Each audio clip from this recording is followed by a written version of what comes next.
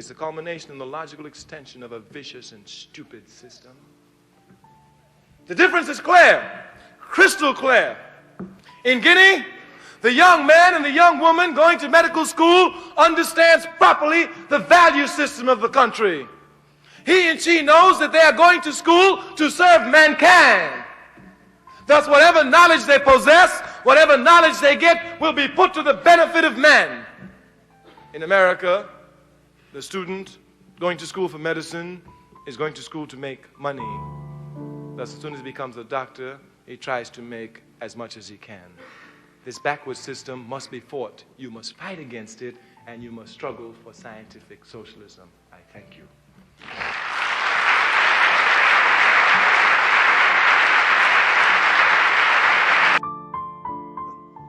All right. Welcome back to another episode of Seriously Joking. We got a great, serious topic on our hands today. We're talking about with the reopening of schools and the miseducation, you know what I mean, of the children and the information that's going out. We have been so inundated by so much information on this whole COVID thing. Whereas one time it was just wash your hands and wear a mask. Now it's you're highly susceptible to it if you have respiratory problems, diabetes, hypertension. And I was reading this week that men that are considered obese are at a high risk now. And it just seems that you have so much information that it keeps people confused. So then when you start talking about social distancing for 4 or 5 months or whatever, however long it's been, wash your hands, try not to come in contact, don't touch doorknobs, don't do this. Now we're at a situation where we're about to put children in classrooms and in school buildings where it's 2, 3, 4, 500 people in one building for 6 to 8 hours. But yet they're still saying, oh, well, there's just certain protocols, certain guidelines that you have to follow. Most places that you go to shop in can have over 20 people in the store at a time, but you can have 600 people in one building for 8 hours for learning instruction when it's been proven that you can do it over the internet. I got my man Nube One with me. Nube, how you feel about this whole situation so far? I mean, I feel pretty much the same way. It's but I think part of it is people are still kind of learning about the disease or the virus, whatever. What is the coronavirus, and so information is going to change. But I just think it's ridiculous that they're going to try to open up the schools knowing that they can't even have people in vote in person, but you want to have kids in school. And this is not only in like public education, but I know I've seen videos and pictures of some of my college classmates dropping their kids off at school. Oh, so wow. They're going to be on campus. So some campuses are open right now, and it's all just a recipe for disaster as far as I'm concerned, or potential recipe. I'm not going to be doom and gloom, but yeah, it potentially could be devastating, and I wouldn't want that responsibility on my head if God forbid any student, child, or whatever catches it and then takes it home, or catches it up on campus and Right. Ends up inadvertently killing somebody up there or dying themselves, or getting into a situation where they have long-lasting health issues based on catching it. So there's no nothing good I think is going to come out of it, and it's it's all opening up for the wrong reasons. Yeah. So, Well, yeah. speaking of which, I've seen the Utah was opening up, and they had someone had interviewed one of the school nurses, and she was just like, she's completely against it, and was just like, from now on, she's just going to send kids home much faster. You know, if you come in, you say you got a headache or maybe have a fever, you're out. You know what I mean? They're sending home, they're sending kids home quickly because um, you have 5 states that have already opened, and within like the 2 weeks, you already have 230 positive cases. You know what I mean? Reported by different news sources within like those states. 230 within 2 weeks. And yet, you know what I mean, other states are continuing to move forward with their plans, you know what I mean, to open up. Arizona has had to make a 180 degree turn because they just had so many educators and staff members that said that they're just going to keep calling out sick until, you know what I mean. Right. So they were forced into doing distant learning, you know what I mean, because they were another state that was just like, nah, no, we're just going to ignore the numbers and we're going to do what we want to do. And um, right now, some of them are basing it on funding because it's within their guidelines or protocols or whatever that they have to have so many classroom hours in order to continue to get funding. In a situation like this, I don't know why you wouldn't go back to like your General Assembly if it's a state mandate or if it's a federal mandate that you wouldn't have like your representative doing something, you know what I mean, to waive that at this point. But you know, it is what it is. We have a couple of guests lined up that's going to come on. One works a little in administration, and the other one actually works in the classroom. And they're going to give us a little insight from their point of view and what happened in their school districts and how they came about uh, what they're going to do, at least for the first semester, to see how this whole thing ends, how this whole thing goes, and then they're going to go from there. Any thoughts before we bring on Danielle? No, I mean, pretty much covered everything. You know, the only thing I would say is, there's been at least stories. I haven't seen anything in my research, but I've, heard stories that, there's teachers that are, writing their wills and things like that. Also, but I have found that there, in New Jersey, there was like 375 teachers that refused to come back. Good. They're refusing to come back to work, and then there's other issues that may occur with funding directly, based on issues with in person-to-person learning. So yeah, it's going to be interesting. Yeah, because on top of like we're talking about just, you know what I mean, the school staffing on one hand. What happens on the other hand when parents refuse to send their kids into that type of situation? I know we was just my wife was telling me a news report that you can choose to teach a child at home due to homeschooling, and they'll supply you with, you know what I mean, materials and everything, but you can't just do it for one semester and be like, oh, all right, it's safe to go back to school, and then send them back. Like, no, if you choose to do it, you have to do it for like the whole year. And I think that there has to be some type of flexibility in there somewhere, you know what I mean, to safeguard your children. I mean, you're not only safeguarding your children, you're safeguarding your household. You know, to be honest with you, because that child is coming back home, you know. And if they're in a classroom, as we've already seen, like other students, you know what I mean, that's in the classroom with other students, and then next thing you know, the whole school gets shut down. Your home also gets shut down because you don't know if Yeah. you've been Well, exposed. it's also one thing I didn't take into consideration until now. Not only just the teaching, it's the rest of the staff at the Yeah, at the school.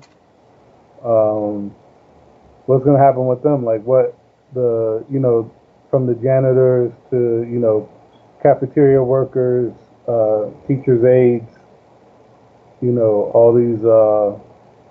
It just seems like it's going to be a logistical nightmare right. Yeah. to handle all this. I seen But I seen one administrator say like if you don't want, like for like teachers, he was addressing teachers anyway. It was just like if you don't like it, then take a sabbatical.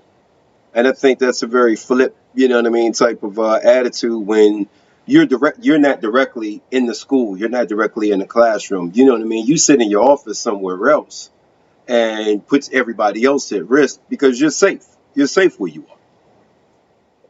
So Danielle, you want to introduce yourself to the audience and tell us what your title is and what it is you do within the school system? All right. Hello, everyone. I am Danielle, and I'm a consulting teacher. I support new teachers in my district. The teachers on my caseload, I actually observe and create an instructional support plan to give them feedback, to coach and professional development so that new teachers will go and become excellent teachers. Marvelous. So that is what I do. Great.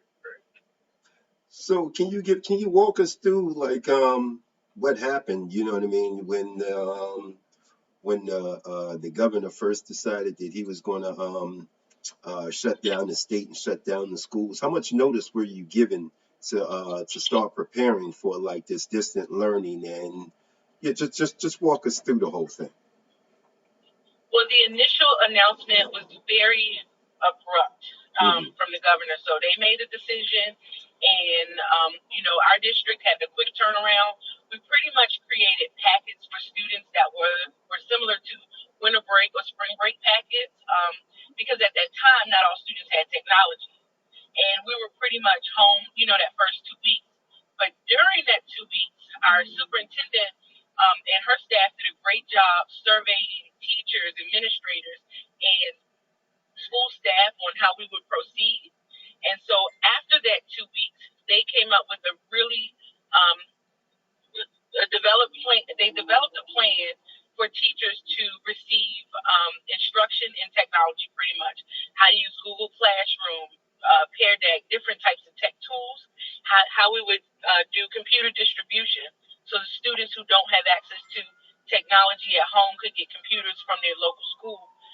They reached out to Comcast and Verizon, and in some cases was able to get families without the internet access so that they would be able to do Wow. online learning. They changed the dates for our spring break a little bit and gave teachers time to get the training, gave students time to get the technology, and Hmm. then after a couple of weeks, we were ready for distance learning. Wow. Wow. That's a So it big was a quick turnaround. turnaround, but our county did an excellent job, and it's not always spotlighted in the news. Hmm. They did an excellent, that's gorgeous Prince George's County, an excellent job doing the best that they could to train teachers within that time. Hmm. We had webinars, Zoom, tons of Zoom meetings, but they tried their best to give us all the resources we needed to continue learning for our students. Awesome. Awesome. What were your preparations for like this upcoming school year? Okay. So again, the first thing they definitely did was hold town hall meetings. Okay. Our superintendent wanted to get the feedback from parents, Hmm. because we know no plan is going to be perfect. It's not going to be perfect for teachers. Teachers want to be face to face with their students, but of course we got to put the health of everyone first. But some situations at home aren't necessarily ideal. But she reached out to parents, she listened to teachers, she did surveys, we figured out resources, and starting this week, actually, our new teachers. So, something to think about. This year, you're going to have teachers who are brand new to teaching. Right. So it's one thing to have 15 years of experience and then to go into quarantine and to be in a pandemic and teach virtually. But we're going to have some people fresh out of college or career changers who are teaching for the first time, and this is how they're doing it. And so we actually have a department of professional learning who does a boot camp. This week was completely voluntary for new teachers, but they're learning about technology. They're learning a little bit about our county. Hmm. Next week is mandatory for new teachers where they learn about the curriculum and, again, how they're going to be observed and all the technology.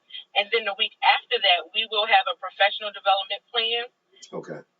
Where everyone will virtually learn about some of the how we're going to bridge the gap between what students may have missed fourth quarter Okay. and what they need to learn first quarter. Mm-hmm. And so they're going to learn about those resources. And we have a T3 team who are the ones who teach us about different technology tools that we can use, like breakout rooms or chat features.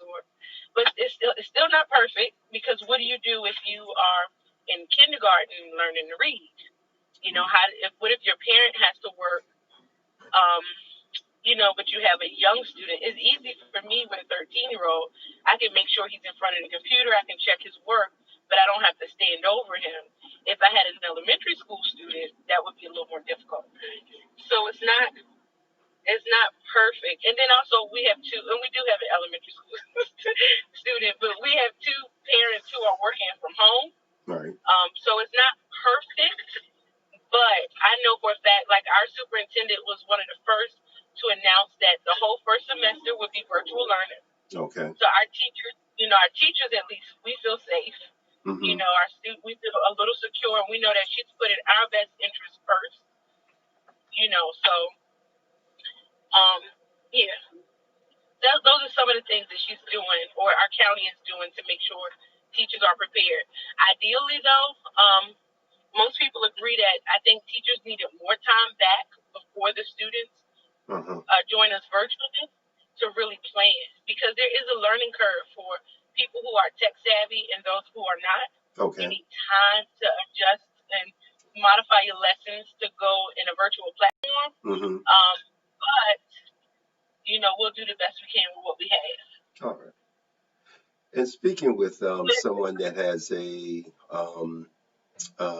son, this is going to be, I think, his first year in high school.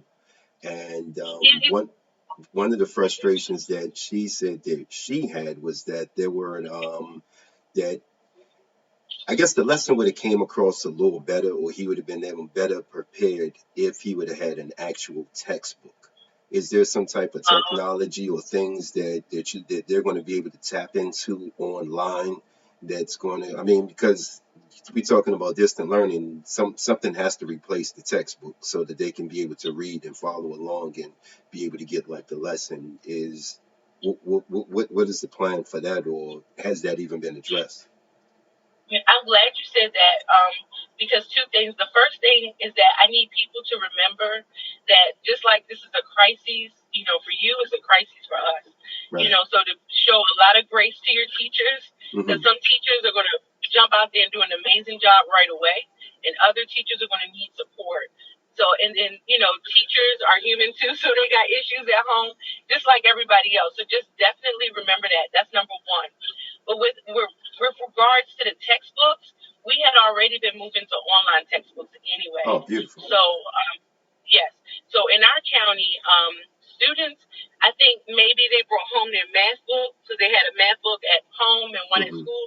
But like right now, most of our textbooks are also online. Okay. So they might not have a hard copy, but they do have access to the textbook that they could, see the pages. If they're visual, they can see everything right in front of them, have access to it for homework, etc. Yep. So most of our textbooks are online. Okay. How much was the process of speaking with like the parents and the teachers and everything? How much of a gravity was the voices of everybody that's involved given when deciding what was going to happen for this upcoming school year? Can you repeat that question? I'm sorry. No problem. What gravity was the voices of the parents and the teachers? I don't know if the teacher union had anything to do with it that brought the decision to do distance learning at least until January. How much did that weigh in on that decision? Very heavily, because once again, town halls and surveys went out, and she actually shared the results of the survey results, and only 12% of teachers said that they were comfortable coming into school for teaching. 46 or so percent, and this is available on our website, 46% or so said that they would consider a hybrid model where we came in part of the days, but not all. But for the most part, most most teachers and most parents were more comfortable doing virtual learning or a combination of virtual and in person. So they definitely took our feedback, and I think that's a part of her confidence in making a decision to have the whole first semester be virtual learning. All right. Um, and looking at some of like the reports from some of the schools that have already opened, I find like some of like these numbers absolutely staggering, to be honest with you. And I know you said you have a 13-year-old. When you look at Georgia, Georgia was as uh, uh, uh, MSN reports, Georgia was one of the last states to close, one of the first states to reopen. They had a young lady. I'm probably sure you're familiar with Miss Hannah Waters. She was the young lady that took a picture of the students in the class and walking down the hallway, and ended up getting suspended for it. But within the first week, they already had to shut down the school. They had at least about 35 cases, and they had to shut down the school for cleaning and so on and so forth. Um, when you look at a lot of the other states that have already opened, I think they said within the school system, you give me a moment, with Alabama, um, Georgia, Alabama, Indiana, Mississippi, Oklahoma have all come up with at least 230 reported cases. How much do you think that's going to weigh in when we start talking about January, if those numbers don't start coming down? Well, first, for us, the decision to open in February is not permanent. Mm-hmm. In December, they're going to reevaluate to determine if we need to continue with virtual learning. Okay. And trust me, those were some of the questions we had. So what happens if I, as a teacher, come in contact with a student with COVID? Now, each of those students have to quarantine. I have to quarantine. Are you expecting a substitute teacher, to take my place, knowing that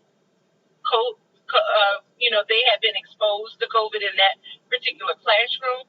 And then if I get sick from COVID, am I using my personal sick leave? Is the county liable because I caught COVID at school? I mean, there were a lot of questions that educators have, and I think that played a big role in why they decided to start the year in the first 2 quarters with virtual learning. Okay. There were tons of questions. The whole liability thing, I to be honest with you, I didn't even think about that. But yeah, I guess that's a really good point.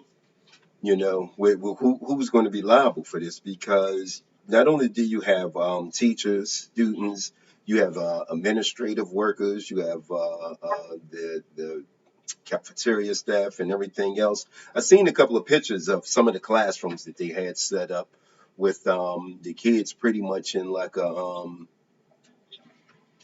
lack of better words, it's just like a box up and around like their desk. You know what I mean? Yeah. And I was just like, wow, man, this has got to be extremely, extremely distracting. You know what I mean? When you're trying to learn something and you're just looking through like this plexiglass. So. But as they say, we'll do what we have to do at some point, and this has become our new normal. But one other thing I wanted to add was that at the end of last school year, our county actually lost a few staff members. We lost several, and one school lost, I think, 3: a guidance counselor, a Spanish teacher, and someone else, all due to COVID. I think that may have also weighed on that decision as well, because each life is precious. But I know we lost at least 5 staff members total in our county at the end of the year due to COVID, and we just want to prevent that from happening at all in the fall.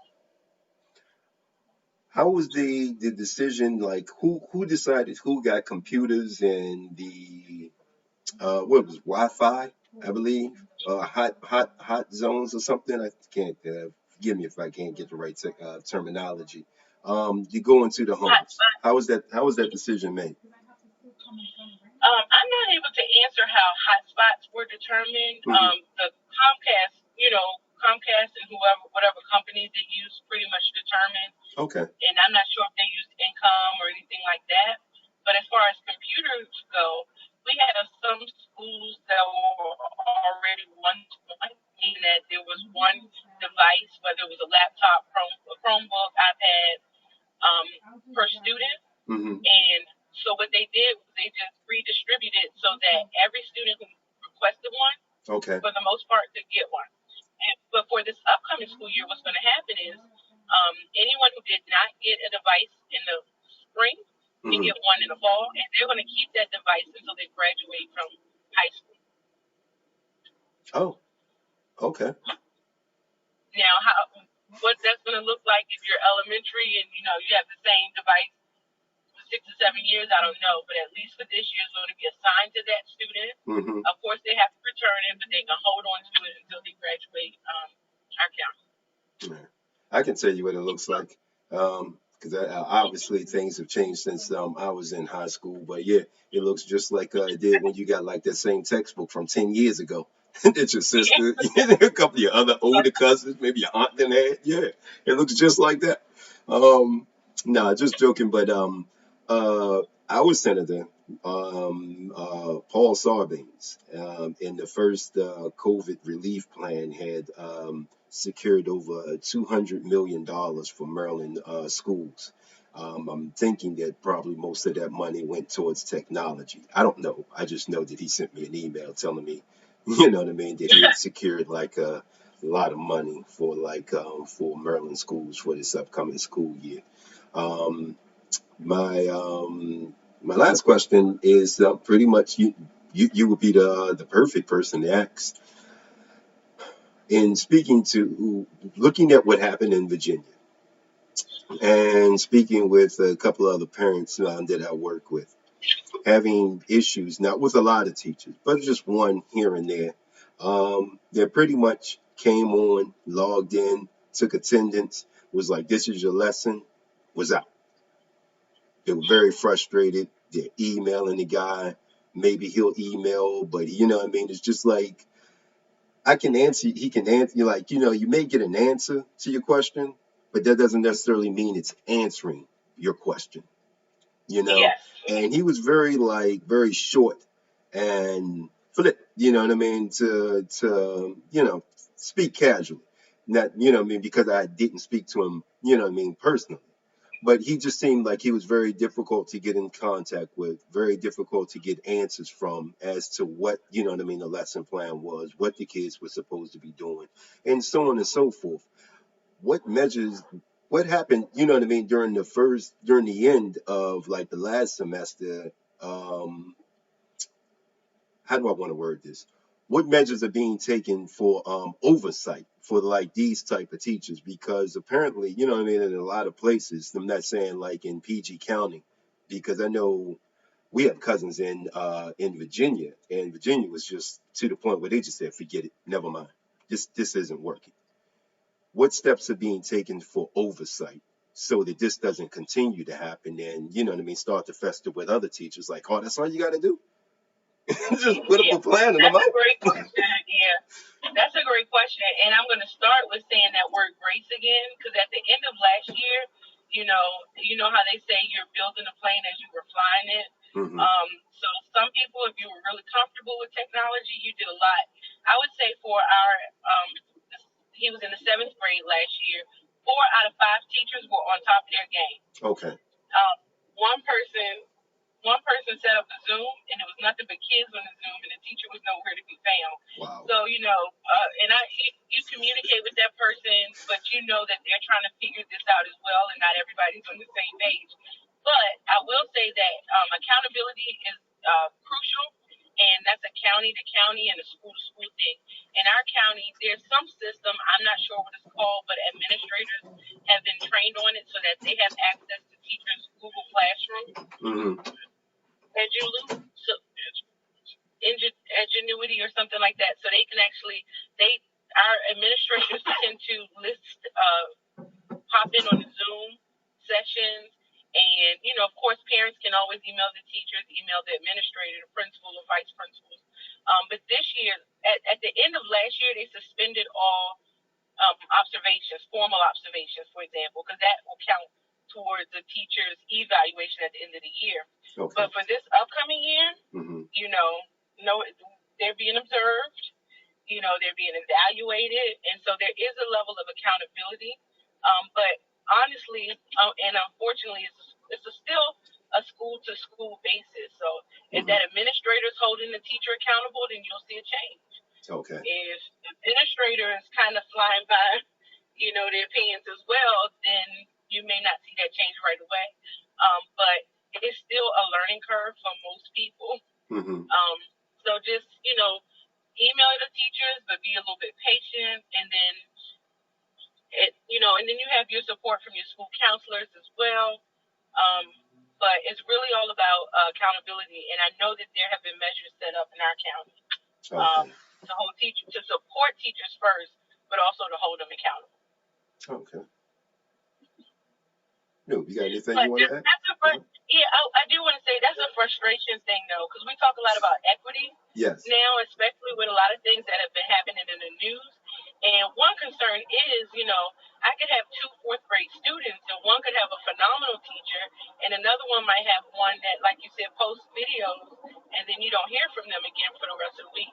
So it is a concern. You know, it is not perfect, but there are some measures in place. And honestly, we just gonna have to see how it goes.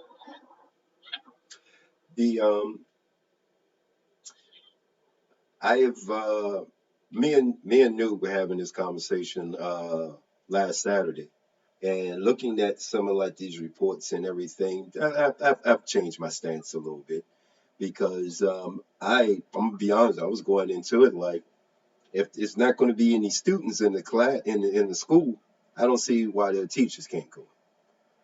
He disagreed. We went back and forth, and looking at some of like these numbers and like the spread, I think that a lot of these places where they are opening up the schools and sending the kids back are doing this blindly. And I think the one student, Hannah Waters, the one that I was referring to earlier, made a really good point. It's like they just sent them back to school as guinea pigs just to see what would happen later. And you on one hand, you have these governors and these mayors and these superintendents making these speeches about, oh, we just have to practice, we just got to follow safe practice, you know what I mean, statutes, and, you know what I mean, go by the guidelines of the CDC. Well, the CDC told everybody stay home. You know what I mean? And you having like, we're talking about hundreds of kids in the school, you know what I mean? PG County is, about how many students are we talking about in PG County?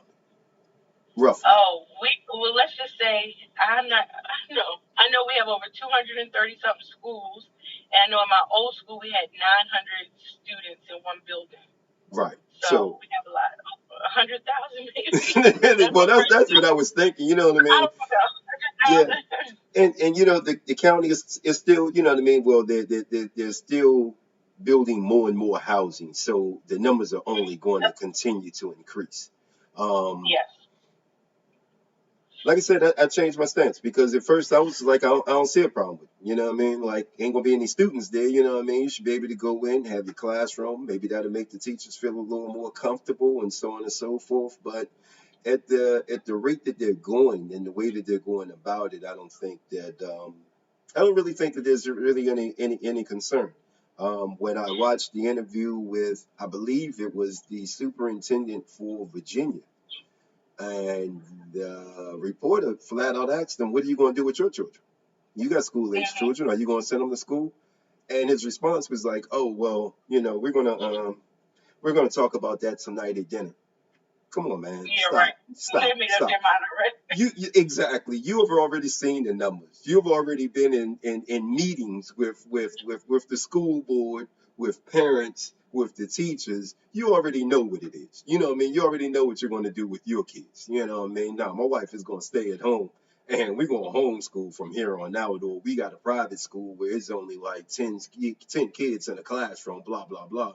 Whatever the case is, I find it amazing that so many people are willing to sacrifice other people's children.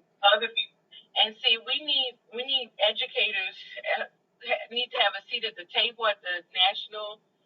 the state and national levels, and we already know that at the national level, that person, they need to send their own kids to public schools, let alone consult actual public school teachers when making decisions, about what happens in education. But that's why it's so important that educators are part of that conversation, whether it's through surveys or town hall meetings or roundtables, so that you can get the true perspective of people who would actually be in that situation. Right. Can you imagine, kids wearing masks for 7.5 hours a day, and you telling them, like, kindergartners not to touch each other?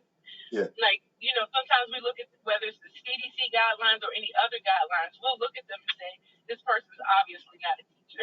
They obviously don't know what it's like to be in a classroom. Yeah. So that's important when it comes to decision making. Definitely. Yeah. When I take my grandson to the store, he's 3.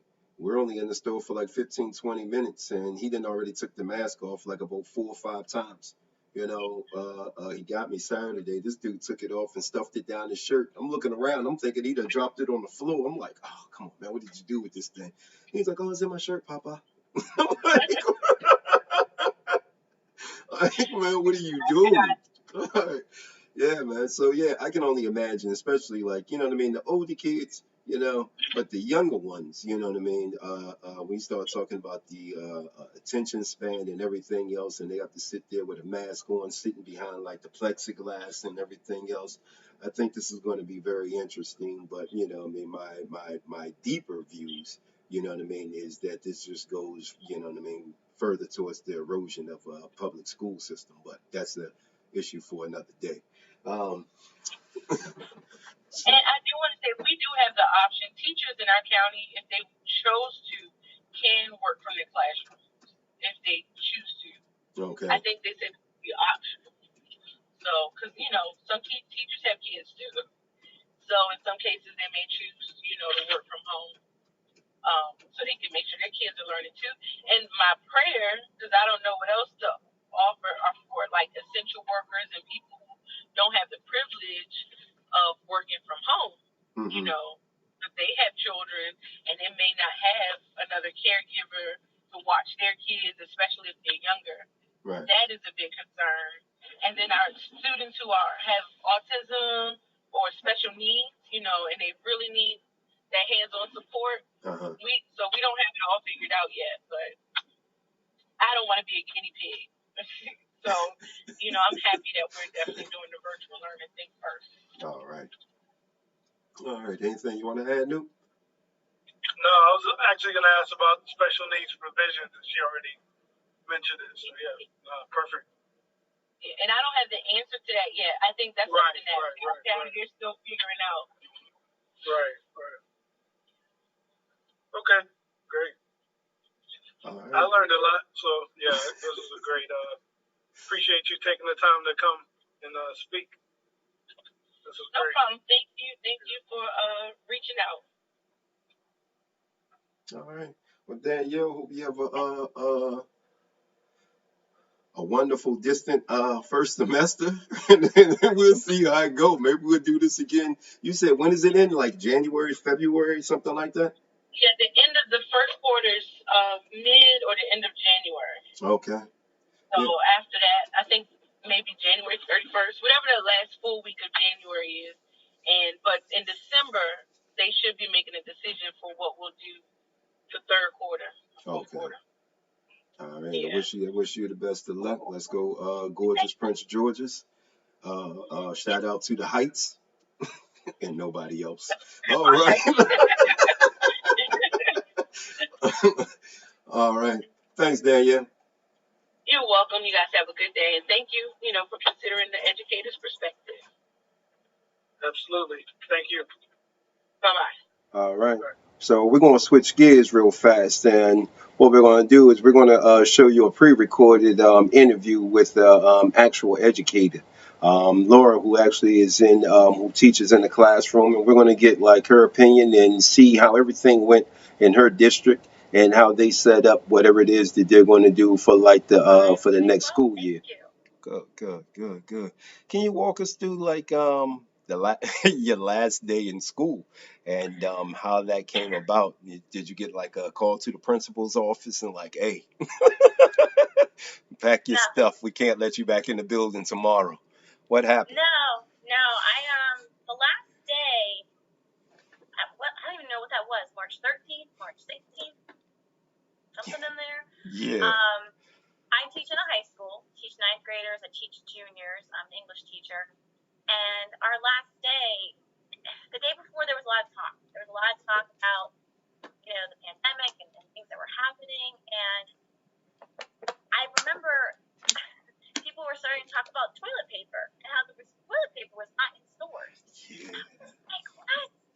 And so I decided to stop at Target on the way home to get some other random stuff. And I was like, I'm going to go look at the toilet paper aisle. And sure enough, it wasn't all gone, but there was less. And I was like, I think I'm just going to get some. So I got some toilet paper. And then I was just doing my Target thing, walking around. And then one of my teacher friends texted me because the governor was having a press conference. And that's when she said, Hogan just closed the schools for 2 weeks. And my mind was literally blown. I just couldn't believe the schools were closed for 2 weeks. So we had to go in the next day, and that was going to be our last day. And I think it was a Friday. Was our last day. Yeah. And then we were going to be gone for 2 weeks. And at the time, I remember thinking 2 weeks is such a long time. And here we are. And now we're going to be all virtual for the foreseeable future. So that's what I remember. I remember thinking 2 weeks is going to be such a long time to not be in school. That's longer than our Christmas break. That's longer than our spring break. And I never would have guessed that it would have been this by now. So when you went back, during that 2 weeks, did they contact you for like training and how to set up like this distant learning? How did that come about? I have a lot of teacher friends who are in other positions like content area specialists, and they do other work outside of the classroom. So I was hearing snippets just because of who my friends are. Mm-hmm. But the whole first week that we were out, it was pretty much radio silence. Because just nobody knew what to do. I remember telling my students we were just about to start writing an essay. And when we found out we would be closed for 2 weeks, we came into school for one last day. And I told them, I said, you know what? By the time we come back in 2 weeks, I think it's going to be silly to try to do this essay. We're going to lose so much class time. Get the essay. We're going to start a new unit. And so, in my mind, we weren't going to, I didn't think we needed to teach those 2 weeks just because it was such a weird, I kind of just thought, we'll come back in 2 weeks and we'll just continue on with teaching. I wasn't really expecting to go into any kind of virtual learning until sometime within that 2 weeks, we found out we're going to be closed longer. Mm-hmm. The closure came in several steps. It was closed till 2 weeks. Now we're going to be closed until April 1st. Now we're going to be closed, and it just sort of kept stretching it. So in the first 2 weeks, I don't know that anybody was really talking about it because I think we all thought we were going back. And then it became, no, we have to get these kids online learning. Okay. We don't know when we're going to go back. And so our school district kind of set up the process. I don't think that there was a lot of teacher involvement because it had to get rolled out so quickly because we'd already lost time. Mm-hmm. What I'm trying to figure out how I want to word this or whatever. So at no point, like you said, you know what I mean, y'all just kept expecting oh, we're going back, we're going back. How did that affect your curriculum and how you went about, you know what I mean, teaching? What adjustments did you have to make as they kept extending it, I guess is what I'm asking. I just kept thinking about if we returned, what would be the most important things that I get done. Mm-hmm. And as I started to realize, and I started to believe we're not going back. I was like, I don't think we're going to go back this year. I really don't. And a lot of people thought, we will by May. We'll go back in May. And then when they actually had us start our virtual learning, there was a lot of talk about equity. What would be equitable for the students and equitable for the staff? Meaning, we had just nobody was prepared. like we have areas of our county that are too rural to have internet access. Mm-hmm. We have obviously students who don't have, internet, don't have the computer infrastructure, all that stuff. So even in terms of just getting everybody materials, getting everybody equipment, that was one whole issue. But then it was like there came this like equity of, if one teacher teaches their students in a certain way and another teacher teaches it totally different, is it going to be equitable? Like, can I expect all of my students to have a laptop so that if I want to do this lesson that I would have done in school, they can all receive it? And I think somewhere in those conversations, it was decided to give the kids the same curriculum across the board. Okay. So the school system bought something, and we as teachers became the management of it. So we had like assigned students that we had to manage. It wasn't even our actual students. So we just got kind of like our homeroom that we don't teach. Oh, wow. And we just pushed out pre-made lessons for all the core content. It was only the core content. So English, history, math, science. Okay. And that they got that up and running quickly. But then the conversations turned to, what about all the other teachers? What about all the other curriculum? All that. And so we sort of added a secondary layer to it, where we then had to go back and start teaching our own students. Okay. And it just, every school system said this. It was emergency learning. That was no virtual learning. That was emergency learning. So how we had to adjust our curriculum was a mess, because at that point, they had made decisions about making the semester or making the quarter just simply like a pass-fail. And as long as kids made an attempt to do something, they would pass. And I think that was hard for students and it was hard for teachers, because it's really difficult to pour your heart and soul into a lesson when you know that because they logged on 2 weeks ago, they're passing whether they do this lesson or not. So it was just kind of like the way that the county set it up, I think just made it disheartening for the kids, disheartening for the teachers. And I'm not surprised that a lot of teachers and a lot of students just didn't put their all in for that quarter. And there was just so much mental strain going on, the uncertainty, the constant changing everything. That I think, and I heard somebody say this, teachers are so burnt out by the end of the school year and they're so ready to be done. And this was like at times 1,000. So by the time June came around, I was like, did you log on? Did you not log on? You've already passed the year. Who cares? Who cares at this point? We just need to be done and start planning for the fall, because what has to happen in the fall has got to look 100% different, because we all know this was terrible.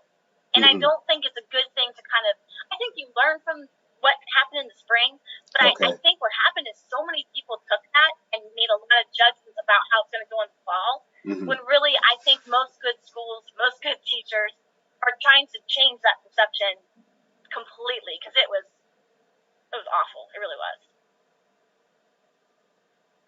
Nube, you wanted to jump in there? Yeah, well, the questions that I have aren't really directly on topic for that. I know I was looking at an article in New Jersey where they said like 375 teachers are refusing to go back to work when they, force the schools open with COVID. Do you have any, experiences with coworkers that have been given that same sentiment? We, the talk for this upcoming school year, I heard a lot about doing a hybrid in my county, where they were going to try to have kids going only like certain days of the week, and then not to spread them out and all this stuff. And I kept saying, it's an all or nothing to me. Either it's safe and we all go back and it's normal, or it's not safe and nobody goes back. Because I don't think you can do two things at once well. And if you're still going to have kids learning virtually, you've got to put your energy into that. You can't be telling me that I'm going to the classroom some days, and other days I got to teach them online. Like, how am I'm not going to be good at online. So we ended up getting to the point where it was decided it was going to be all virtual. And that made me feel better, because at this point, I don't think it's a good idea if people can get sick and people have to quarantine and all this stuff, I don't understand why would force teachers and kids to go into a situation that can be really unsafe. And to the point of like logistics. Say they go back and say somebody does have to quarantine, and then you trace it to all the people that were in contact. Like, you're constantly going to have this influx of students and teachers not in the building. That's not going to be conducive for learning. Right. So we got to the point where it's going to be all virtual, and then there was a big discussion about teachers still going into their classrooms empty to do the lessons virtually versus telework. Right. And oh my gosh, that was a huge debate in our county. Huge debate. I'm on the telework side. I'm a really good teacher when I have kids in front of me. So I'm not really sure what teaching in an empty classroom, I'll just be doing it virtually. Whereas I can be sitting in my home office also doing it virtually. So I didn't understand why they really wanted teachers in the classroom. So it came down to a choice. You had to pick whether you like to telework or you want to go to your classroom. And for me, I have kids. I have my own 2 children at home who have to do virtual learning. And so, like, I need to be here to double check. Now, the elementary age child, and I have to make sure he's getting on and doing these things. So for me, that was a big thing. So I think, and I've seen lots of teachers, lots of school districts, teachers don't feel comfortable going back. I think a lot of them. And I think it's terrible to force it. I don't know. To me, it's like the data hasn't changed since we closed. If it was unsafe then, is it still unsafe now? Right. Well, with that in mind, the young lady that posted the picture, within like their first week or two of school, about 35 people tested positive, and they end up having to shut the school down for like 2 weeks anyway.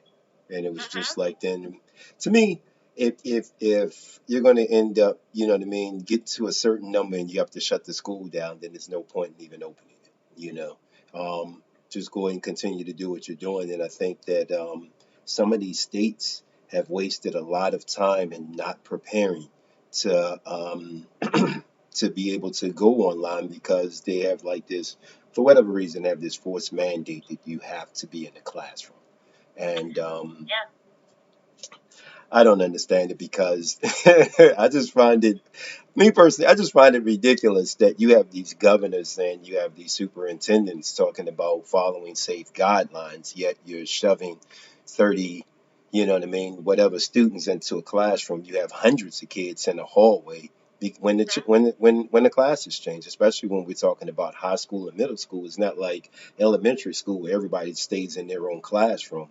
You know what I mean? High school, everybody's switching rooms, and there's absolutely positively no way that you can go in and disinfect the room within, what is it? They have like 6 minutes to get to the next class. 5.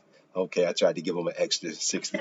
You have 5 minutes to get to your locker, get to your classroom, or do whatever it is you need to do to get there. You know what I mean? And yeah, I think that that it was very poor judgment, very poor judgment on a lot of like these districts, especially in these states that have very high numbers, you know what I mean, of people testing positive. So what did you prepare, how did you prepare for like this upcoming school year, and what role did the county play in helping teachers prepare for distant learning? Well, I definitely think schools have to make this decision early, because, like you said, it's like going in the classroom for a few weeks and everybody comes home.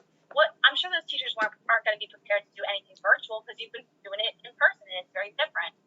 Our county had us do a lot of trainings. We had some hours to make up, because there were some days where there was no virtual learning, but we were getting paid, so we had to make up some stuff. So they basically got us trainings for the platforms we will be using.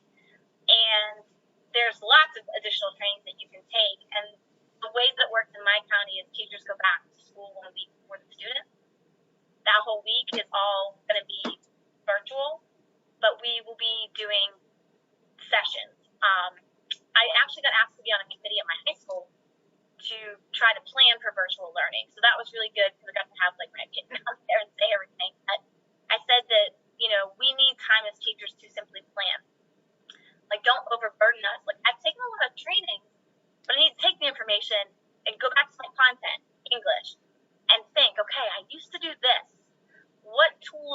now use to deliver that content. It's like there's only so many trainings I can sit through before I just need time to piece together what I need to do. Give me the time.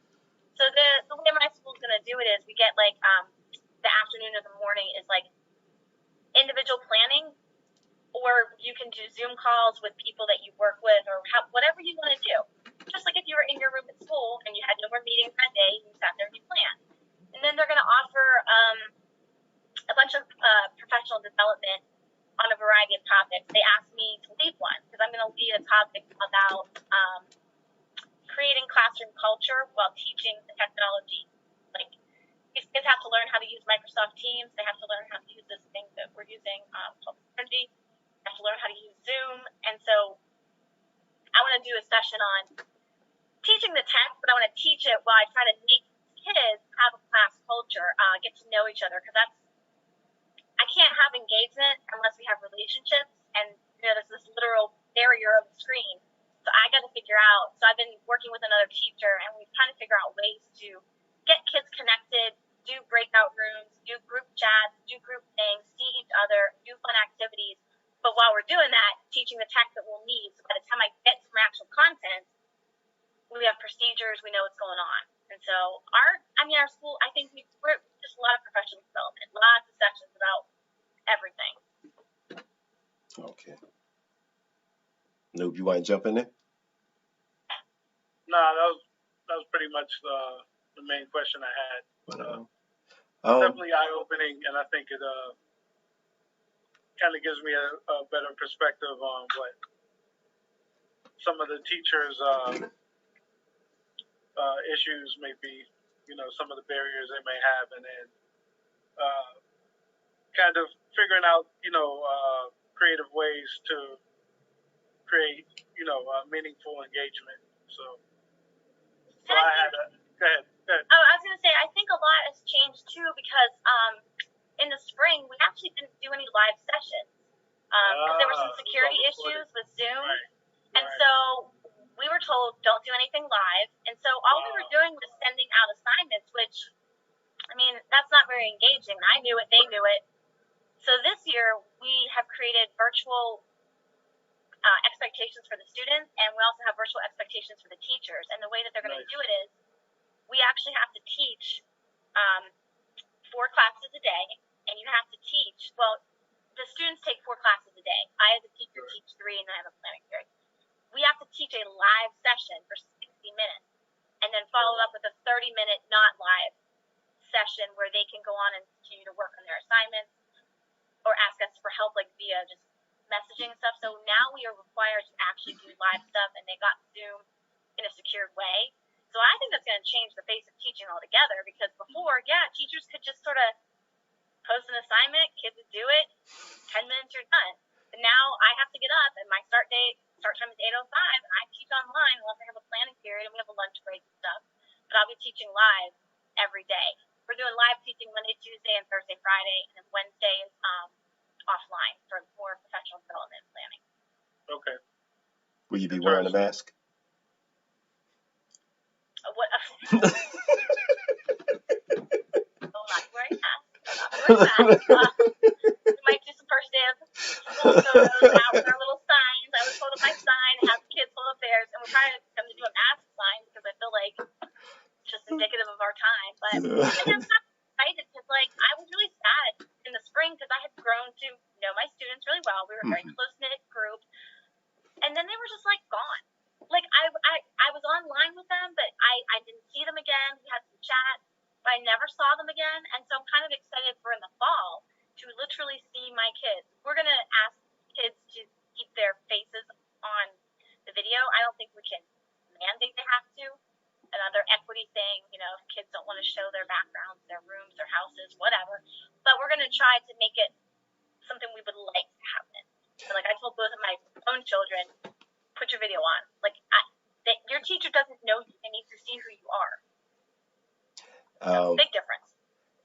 It's funny that you said that, because I forgot if it's I don't want to name the county just in case I'm wrong, but they actually did put a mandate in saying no, you have to have your camera on for a certain amount of time so that the teachers know that you're actually still there. And that you didn't Right. just, you know what I mean, log in Dip for out. like, yeah, for attendance and then just walk away and you got back to like, Call of Duty. So yeah, it's one county that actually did mandate, no, you have to have your camera on and your microphone so they know that you're actually there. There, yeah. Yeah. What are your plans for January at the end of the semester? Are y'all, has the county already set like dates to sit down and decide whether they're going to continue, or is that going to be something that's done on the fly? They developed a phase approach. I watch our school board meetings via, they record them on Zoom and everything, whatever they use. And basically, they come up with some plans, and then the school board votes on it, and different contingencies were worked out. And they decided to call it a phase plan. So we're going to be in phase 1, all virtual, etc. Phase 2 involves, and I don't know what the numbers, I don't know what the data is going to be used to move us into this phase. They didn't go that far. But like phase 2, they really want to get special populations back in the classroom because it's harder for them to learn online.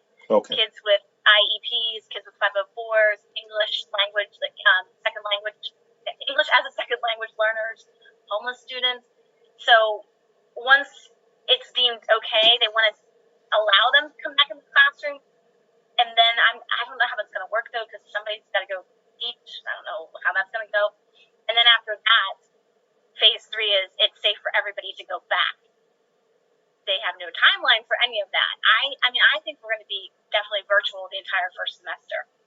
And then I think it's all going to depend on what happens, with the data. I don't know. I don't think anybody has an idea of when it's going to be safe. Is safe when there's a vaccine? It's because as you said before, you can't do any of the social distancing, anything in a high school. Our numbers are too big. Our rooms are too small. I already teach. I've been teaching in a portable classroom that was Oh, wow. built. Yeah, I've been there. This will be my 16th year, and I've been in the temporary classroom for 13 years. Oh, wow. I thought you started at a brand new school. I started the year the school opened. It was brand new, and I taught in the building for the first 3 years, and then we got overcrowded. And they built a temporary building. It's nice. It's like going into a whole separate school, but it's like across the parking lot. It holds about 25 classrooms, and we still have teachers that don't have classrooms, so they have to Wow. float into your room during your planning. So like all of those things, like anytime they say, "Oh, well, just follow the guidelines," yeah, in a high school, there's no way. There's too many kids. There's too much stuff. I need to stop building houses down there, Joker. They just kind of they have they're building more houses, and they're like, you need to stop building houses and we need to build more schools. Yeah. They've opened another high school since my high school opened. There's another one that opened, and we're still overcrowded. Like most of the schools have the portable classrooms. Gracious. What I need to do is open up a health department and start handing out condoms. Good gracious. Y'all got like a ridiculous amount of kids down there. Where all the kids come from. And there's like safety issues with that. Like, I don't have a restroom out in my building. So I have to leave my classroom, go down the hall, leave my building, cross the parking lot, and go in the main building. And they're like, "Oh, we'll give you hand sanitizer."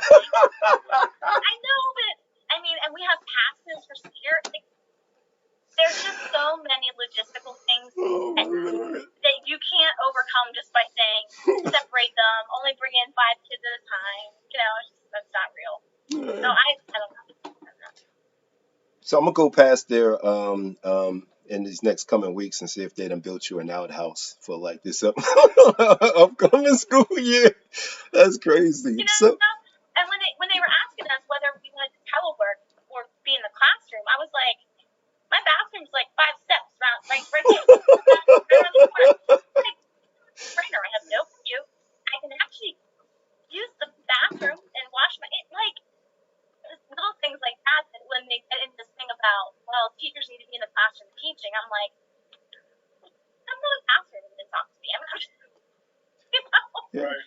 Let me ask you this: for like the parents or the when as we're sitting here talking about safe, unsafe, and Maryland has pretty much, I think, for like the most part, for just about all the counties I've seen, no one is actually going to be in the classroom.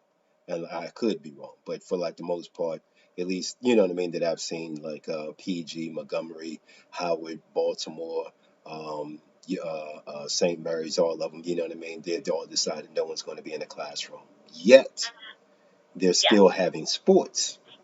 How is that? You know what I mean? They like you can't come to school to learn, but you can still show up to practice for the football team. You can still show up to practice for the basketball team. That's considered safe, but sitting in a classroom isn't.